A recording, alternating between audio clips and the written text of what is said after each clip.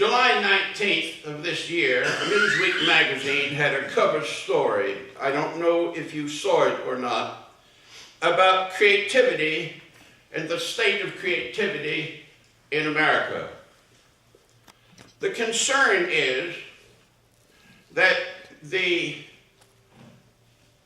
opportunities for learning by to solve problems and creative imagination is being set aside in education for more rote memorization and basic skills.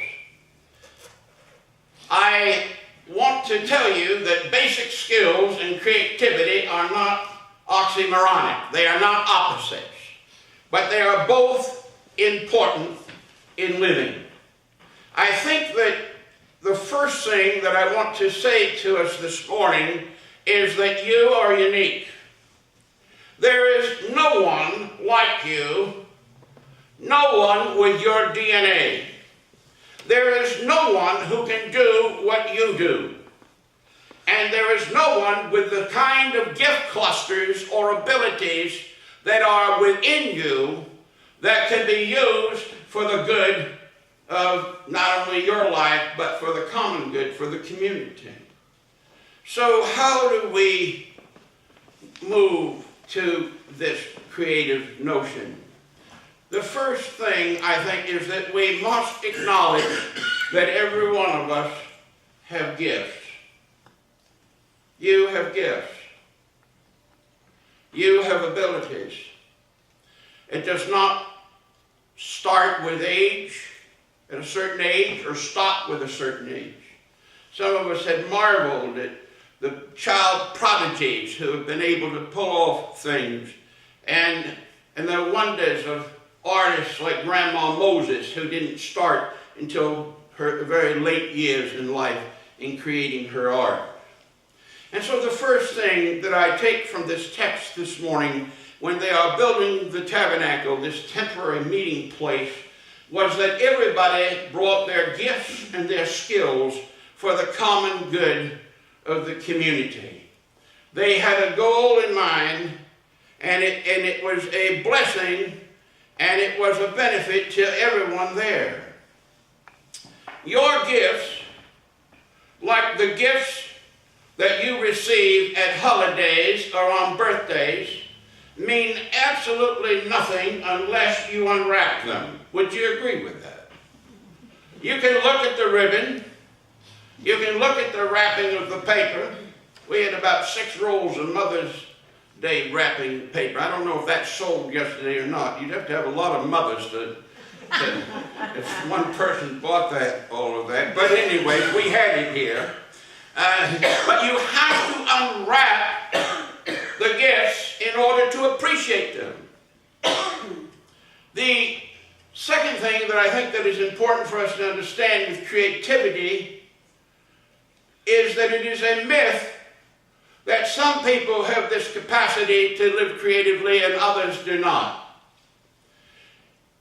Creativity is an art form that requires practice. And so whatever it is that we do when we live creatively, and I'm not just talking about art per se, but whatever it is, that it requires practice. I tell the teachers that I teach in the courses that I teach often that unless they are doing what they are asking their own students to do, they will not be effective. I cannot see a reading teacher being very effective in teaching reading skills or literacy or the enjoyment of literature if the teacher does not like to read him or herself. Does that make sense to you? It's the same with music. One could have a degree in music from Berklee School of Music, could have performed on stage at Carnegie Hall, but unless that person practices every day their gifts of music, it will mean nothing when they try to teach someone else. We embody what it is that we are trying to do. And so creativity is an art form. It is a practice. And we get better with it with practice.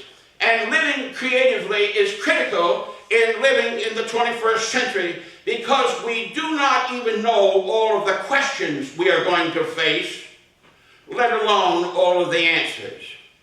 A few months ago, we had no clue what was going to be required of us in the Gulf of Mexico when we had that horrific oil spill in the ocean. Things that we didn't even realize were necessary to deal with this required great problem solving and creativity. And so it is with what we are facing in our lives. There are things that we need to solve. And we are being taught by best practices in teaching these days that we must teach our students to be problem solvers. And that is part of the creative process. To simply get an answer and memorize an answer is somewhat analogous to getting a cookbook and memorizing it. You can memorize all of the recipes you want, but until you learn to use and to put that to practice, you will not be very good at it. You can get a little gold star on the chart. I read the book. You can I memorized the recipe. I even have the ingredients.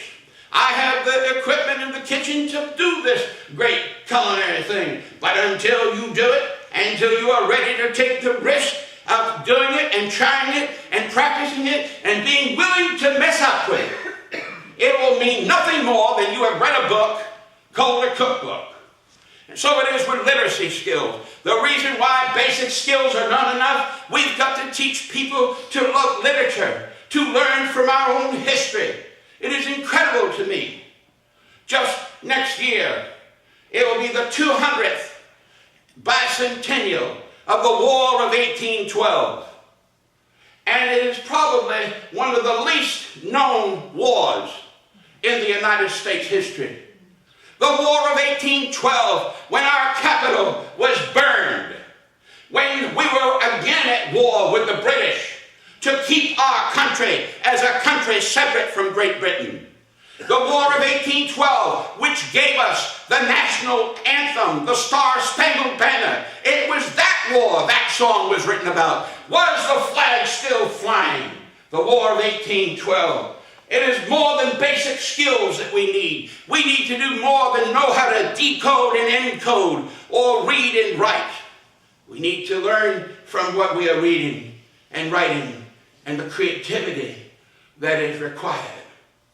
Picasso said the good taste is the enemy of creativity. We've got to learn and teach our students to think outside the box. And I got news for you this morning.